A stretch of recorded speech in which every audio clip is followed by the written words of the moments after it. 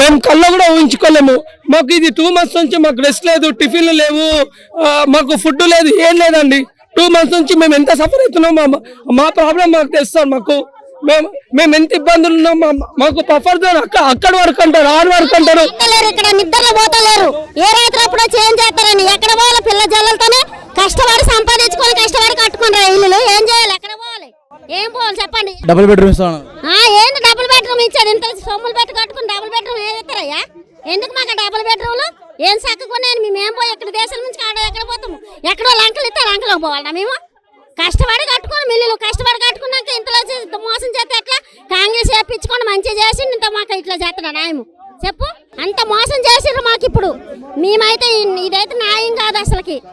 చిన్న చిన్న పిల్లలు ఉన్నారు ఇంట్లోన. మీరు ఎన్ని చేసిన సరే వాళ్ళు కూల్ చేస్తా అంటున్నారు. ఎన్ని చేసిన సరే కూల్ చేస్తా. మాకు అవసరం లేదు. ఏందాలు చేసేది అక్కడ ఇట్లాగే మాట్లాడతారు. ఇప్పుడు కాంగ్రెస్ చేసేదాకా అట్లాగే మాట్లాడండి. ఇప్పుడు మాకు తీసేస్తాండి. వాళ్ళు ఏమంటారంటే మీరు ఇప్పుడు ఎన్ని దీక్షలు చేపట్టినా సరే కూల్ చేస్తా అంటున్నారు. ఏం కూల్ చేస్తారు?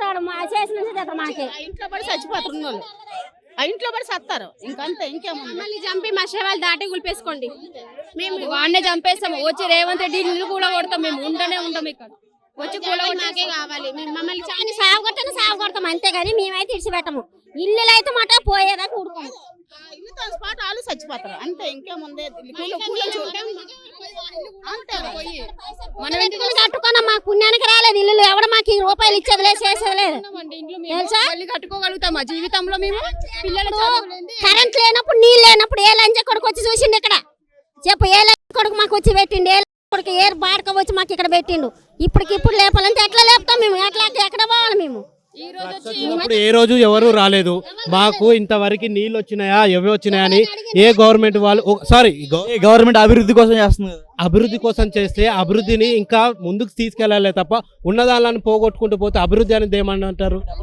డబల్ బెడ్రూమ్ ఎవరి కోసం ఇవ్వాలి? లేని వాళ్ళ కోసం ఇవ్వాలి. మాకు ఆల్రెడీ ఉన్నాయి కదా, లేవు అని చెప్పి మేము అప్పీల్ పెట్టుకుంటే నువ్వు మాకు మాకు ఇవన్నీ కాంగ్రెస్ ప్రభుత్వమే కదా ఇవన్నీ పర్మిషన్ ఇచ్చింది. ఈ రోజు ఇల్లులో ఉన్నడికి పైసా పెట్టి కట్టుకోను. ఇల్లు ఉన్నోళ్ళకి ఎందుకు ఇవ్వాలి డబుల్ బెడ్రూమ్? లేని వాళ్ళకి ఇవ్వమన్నది తెలుసా? లేని వాళ్ళకి ఇవ్వను. మాకు ఉన్నది ఎందుకని? మాకు ఉన్నది ఉన్నట్టుకేసే ఉండమను. మా ఇల్లు గొడవ ఇవ్వద్దు కదా. పర్మిషన్లు ఇస్తే మేము కట్టుకోకుండా ఉండేవాళ్ళం కదా. ఇంత పెద్ద బిల్డింగులు మేము కట్టుకున్న తర్వాత ఇప్పుడు మేము కాల్ చేయమంటే ఎక్కడికి వెళ్ళాలి? డబుల్ బెడ్రూమ్లు ఏమిటికి? మాకు కోట్లు పెట్టి కట్టుకున్నాం ఇల్లు. ఇప్పుడు డబుల్ బెడ్రూమ్ అంటే ఏమిటికి? అవసరం మాకు డబుల్ బెడ్రూమ్లు ఏమిటికి? ఆ రోజు ఏ రోజు అయితే మేము బాధలు ఉన్నామో ఆ రోజు గవర్నమెంట్ రాలేదు. ఈ రోజు మేము బాధల నుంచి ఇప్పుడిప్పుడే కోలుకుంటాం అన్నప్పుడు ఎవడో వచ్చి అది చేస్తాం ఇది చేస్తాం అని అంటే అది ఎంతవరకు కరెక్ట్? ఆ రోజు ఏమన్నాడు? 6 గ్యారంటీలు ఇస్తా అక్కమ్మ చెల్లమ్మ అని చెప్పి మాట్లాడినోళ్ళు ఈ రోజు ఎటుపోతారు? ఈ రోజు మా మీదకి తీసుకొస్తే ఎన్ని రోజులు? సంవత్సరం అయిపోయింది. 14 నవంబర్కు సరే, ఈ రోజు నవంబర్ వస్తుంది, ఇంకో నెల అయితే సంవత్సరం అయిపోయింది.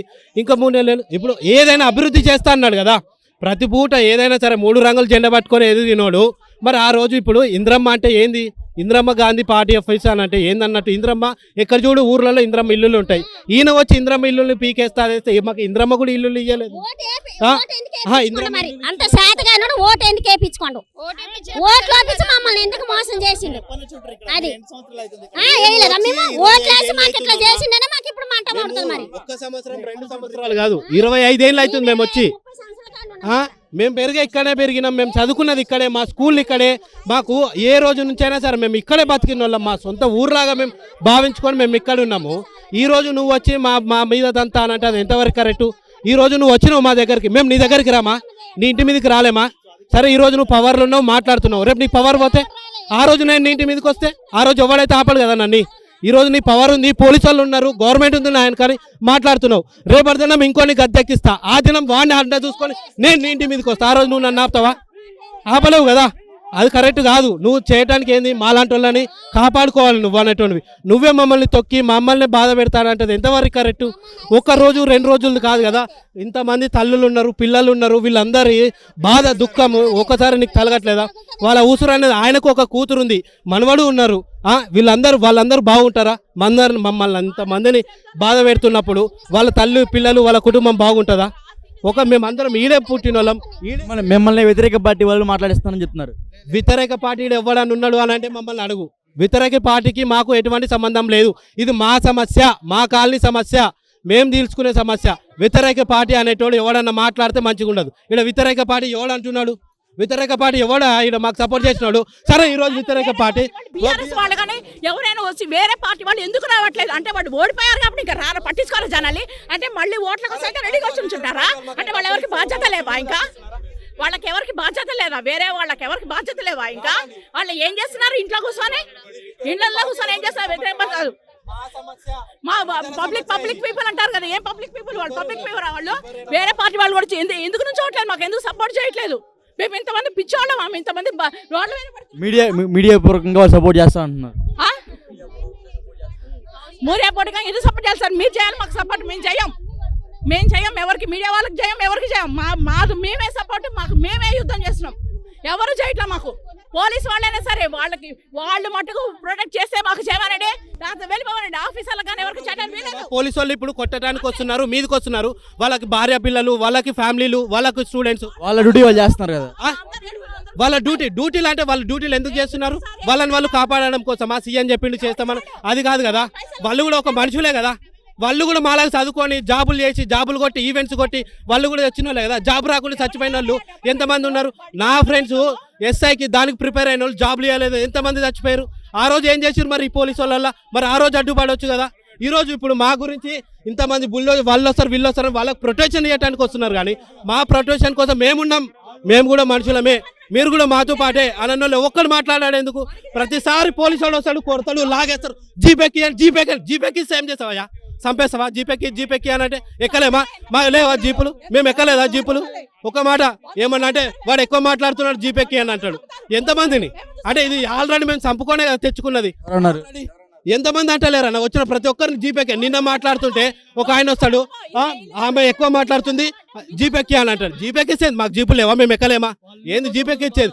ఆయన ఇల్లు ఈడుండింటే అదే ఒక ఎస్ఐ వాళ్ళదో, కానిస్టేబుల్దో, లేదా ఒక హోమ్ గార్డుదో, ఎవరిదో ఒకరిది ఒక ఇల్లు ఈడే ఉండింటే వాళ్ళ ఇల్లు రేపు వాళ్ళు ఇలా మాట్లాడతారా? మాది కూడా ఉంది అని చెప్పేసి వాళ్ళు మాట్లాడేటోళ్ళ. వాళ్ళు కూడా మనుషులే కదా, చదువుకున్న వాళ్ళే కదా, గవర్నమెంట్ స్కూల్కి పోయిన వాళ్ళే, అందరు పోయిన వాళ్ళే. వాళ్ళ ఇళ్ళ మీదకి వచ్చి మేము ఇట్లే దౌర్జన్యం చేస్తానంటే సరే ఇప్పుడు మమ్మల్ని తీసుకుపోతారు. మా ఇంట్లో ఇప్పుడు వాళ్ళు ఏ రోజైతే మమ్మల్ని ఇప్పుడు అయితే కాదంటున్నాడు సీఎం కేసీఆర్, ఆ రోజు ఓట్లకు అడగటానికి వచ్చిన వాళ్ళు ఎమ్మెల్యేలు ఎటుపోయారు? ఆ కార్పొరేటర్లు ఎటుపోయారు? ప్రతిపక్ష పార్టీ ఎందుకు మాట్లాడిస్తుందన్న? ఈ రోజు ఇంత జరగటానికి ఇన్ని రోజుల నుంచి లేని ప్రతిపక్ష పార్టీ ఈ రోజు ఎందుకు వస్తుంది ముందరికి?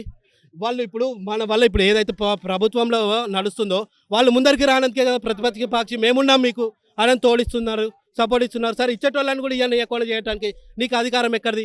ఇప్పుడు ఎంత అరిచినా సరే వాళ్ళు కూల్ చేయడం మాత్రం కంపల్సరీ అంటున్నారు. ఎందుకు కూలుస్తావయ్యా? ఎందుకు కూలుస్తావు? నీకు వాడు నా ఇల్లుకు నువ్వు కట్టించినవా? నా ఇల్లు నువ్వు పైసలు ఇచ్చినవా? నాకు నువ్వు చదివించినవా? నన్ను నువ్వు పెంచినవా? నన్ను ఎందుకు గుర్తిస్తావు? బఫర్ అండ్ ఎఫ్టీలో వచ్చే రోజు మేము మునుగుతాం సస్తామా? నీకెందుకు? ఆ రోజు లేని ఈ రోజు ఎందుకది? ఏది ఈడికి ఒక్క ముక్క రాలేదు. ఇన్ని రోజులు లేని ఈ రోజే బఫర్ వచ్చిందా? ఈ రోజే ఎఫ్టీఎల్ వచ్చిందా? ఇన్నిళ్ళు ఏ విధంగా కట్టారు? ఇన్నిళ్ళు నేను ఒకటే మాట, పోలీసు వాళ్ళని దయచేసి రామనని వాళ్ళ ప్రొటెక్షన్ కోసం వాళ్ళు ఉన్నామని వాళ్ళు కూడా ఒక మనిషిలాగా బిహేవ్ చేస్తే బాగుంటుంది. వాళ్ళు వచ్చి మిస్అండర్స్టాండింగ్ చేసి మమ్మల్ని కొట్టి బాధ పెడితే మాత్రం వాళ్ళకి ఒక కుటుంబం ఉంది, వాళ్ళకి ఫ్యామిలీస్ ఉన్నాయి, వాళ్ళు మనుషులే అనేది మాత్రం వాళ్ళు కూడా సాటి మనుషులే. వాళ్ళు కూడా చదువుకున్నారు, వాళ్ళకు కూడా గురువులు ఉంటారు. వాళ్ళు కొంచెం ఆలోచించుకొని ఒకరి మీద చేసేటప్పుడు మంచిగా ఒకరికి 2 సార్లు చెప్పి అమ్మ ఇది కాదని చెప్పేది లేదు. ఇంతమంది ఫోర్స్ వచ్చే బాధ ఇదే ఫోర్సు రేవంత్ రెడ్డి దగ్గరికి వెళ్ళి సార్ ఇది పరిస్థితి అని చెప్తే బాగుంటుంది. అంతేగాని ఇక్కడికి వచ్చి మా మీద దౌర్జన్యం చేస్తా అంటే వాళ్ళు కూడా చూసే ఉంటారు. ఒక మనిషి తలుచుకుంటే అంత లేచిన సీఎం ఇంతకుముందు కేసీఆర్ ఎట్లా దింపడమో రేవంత్ రెడ్డిని కూడా దింపడం పెద్ద పనేం కాదు. మా చేతికి కర్రలు వస్తాయి, మా చేతికి రాళ్ళు వస్తాయి. మేము మనుషులమే, మేము ఉప్పు కారం తింటున్నాం. అందరికీ రోషాలు ఉంటాయి కాదన్నాను. వాళ్ళు ఒక దెబ్బ పడితే మా 10 చేతులు ఉంటాయి. వాడు ఒక గుండె అయితే మేము 100 గుండెలు చూపిస్తాం. చేసేది ఏమీ లేదు. ఇక్కడ ఒకరికొరు సర్దుకుపోయి ఇది కాదు పద్ధతి. నువ్వు ఏదైతే ఉందో నువ్వు హైడ్రా ఏదైతే పెట్టుకున్నావో హైడ్రామని హై వాళ్ళ మీద చూపించుకోమని, గల్లీల గరీబోళ్ళ మీద కాదు నువ్వు అని నేను కోరుకునేది అదొక్కటే, మనస్ఫూర్తిగా సరే ఎవరైనా కానీ ఇప్పుడైతే నేను ఇప్పుడు మనకున్నది ఇంతకుముందు అయితే రేవంత్ రెడ్డి, ఇప్పుడైతే రేవంత్ రెడ్డి ఆయనను కోరుకునేది అదొక్కటే. ఎందుకంటే ఇంతకుముందు హైడ్రాలో ఉంది అని చెప్పి కేసీఆర్ కూడా అన్నాడు. సరే అదే విధంగా కూడా చెప్తున్నాము, దయచేసి గరీబోళ్ళ మీదకి రాకండి. మా గల్లీలు చిన్నవే, మేము గరీబ్ టార్గెట్ మీరే అంట. వాళ్ళ టార్గెట్ మేము అనుకున్నప్పుడు మా టార్గెట్ కూడా వాళ్ళే అవుతారు. బజార్ 3 ఏళ్ళు జస్ట్ 3 ఏళ్ళు కళ్ళు మూసి కళ్ళు తెరిస్తే తర్వాత ఆయన ఏదైతే కుర్చీలో అదేమంటారు కిరీటం తెచ్చి పక్కన కూర్చోబెట్టుకొని చారి నీకే ఇంటర్వ్యూ ఇస్తా 10 ఏళ్ళు నేనే సీఎం నన్ను ఏదైతే చెప్పిండో అది మాత్రం ఆయన కళలాగానే మిలుగుతుంది. నమస్తే, నేను మీ Gopi. Welcome back to our channel. Hydraa. ఈ హైడ్రా అనేది హైదరాబాద్ అందరిని భయపెడుతుంది. ముఖ్యంగా ఈరోజు మూసీ నది పరివాహక ప్రాంతం అనేది అభివృద్ధి చెందాలని ఇక్కడున్న ఏదో చుట్టుపక్కల ఇల్లు అవన్నీ కూలగొడుతున్నారు. సో దాని గురించి మనతో మాట్లాడడానికి, వాళ్ళ ఆవేదన వ్యక్తం చేయడానికి ప్రజలు ఉన్నారు. ఏందమ్మా మీ ఇల్లు బఫర్ జోన్లో ఉంది, FTAలో ఉందని చెప్తున్నారు. అది ఎప్పటి నుంచి మీ ఇల్లు అక్కడ కట్టుకున్నారా మీరు? 15 ఏళ్ళు కట్టి ఎట్లా కూల కొడతారు, ఎట్లా రిజిస్టర్ చేసిరు, ఎట్లా నల్లు ఇచ్చిరు, ఎట్లా కరెంట్ ఇచ్చిరు, ఎట్లా అప్పు చేసి కట్టుకున్నాము. అప్పు తీరక ముందుకే బీమారి వచ్చింది మా ఆయనకు. మా ఆయన చనిపోయిండు. ఎట్లా చనిపోయిండు అంటే లివర్ ఖరాబ్ అయింది. ఆయన తాగడు తినడు. మళ్ళీ మా బాబుని ఏమన్నారు, ఇయ్యాలే తండ్రి బతుకుతాడని 10 మంది డాక్టర్లు అన్నారు. వాళ్ళ నాన్న కూడా కొట్లాడి ఇప్పించుకుండు లివరు. ఆయన 5 రోజులు చచ్చిపోయిండు. నా కొడుకు కూడా కష్టం చేసి నన్ను సాదడు. ఆయనకి 3 పిల్లలు. నేను ఇల్లు వదిలిపెట్టిపోయి వేరే ఇళ్ళలో పని చేసుకుంటా ఈ పైసలు కొంట పోయి లోన్ కట్టుకుంటున్నా. నేను అప్పులు కట్టుకుంటున్నా. అప్పులు నాకు నమ్మిన వాళ్ళు ఇచ్చిరు. అప్పులు నేను తీర్పుతా. నా మొగడు వచ్చినా నేను తీర్పుతా. నేను ఇంట్లో ఉంటే ఒక రూమ్ కిరాయి పోతుంది అని ఎవరో దొరోళ్ళ ఇళ్ళల్లో పని చేసుకొని నేను ఎట్లా 62 ఏళ్ళు వచ్చినాయి, పింఛన్ లేదు. నా భర్త చచ్చిపోయి 3 ఏళ్ళు. నా కొడుకు ఆర్గాన్ ఖరాబ్ అయింది. నా కొడుకు చేసి పెట్టట్లేడు. నేను ఎట్లా బతకాలే? ఇక ఏం లేదు. సీఎం ఎవరో ఏ పోలీసు వాళ్ళు వచ్చి కూలగొడతారో నన్ను ఇక్కడ వాతి పెట్టి ఆ ఇల్లు కూలగొట్టుకోరు సార్ అని చెప్తా. మరి ఇంకేం చేయాలి? నన్ను వాతి పెట్టురు. నా మీద ఎవరు మన్ను పోసినా నేను చూడ. అప్పులోళ్ళు నేను చచ్చినాక నాకేం కాదు. నన్ను ఇక్కడ మీరే బొంద పెట్టినా ఇల్లు కూలగొట్టురు, లేకపోతే వెళ్ళిపోయారు. వాళ్ళు మీరు ఎంత బెదిరిస్తున్నారు, మీ ప్రజలందరూ కిరోసిన్ పోసుకుంటారు, అయినా సరే వాళ్ళు ఆగట్లేదు కదా. ఎందుకంటే ప్రజల మీద ఆయన మనిషి, మేము మనుషులం కామా? ఆయననేమో సీఎం అయ్యిండు మనిషి. ఆయన అమ్మకు పుట్టిండు, మేము పుట్టలేదా? అదే సారు అప్పుడేం చేసిర్రు? కలంకాయుధం ఇచ్చేటప్పుడు, కరెంట్ ఇచ్చేటప్పుడు, నల్లు ఇచ్చేటప్పుడు ఏం చేసిండు? ఇది ఇసొంటి నాలే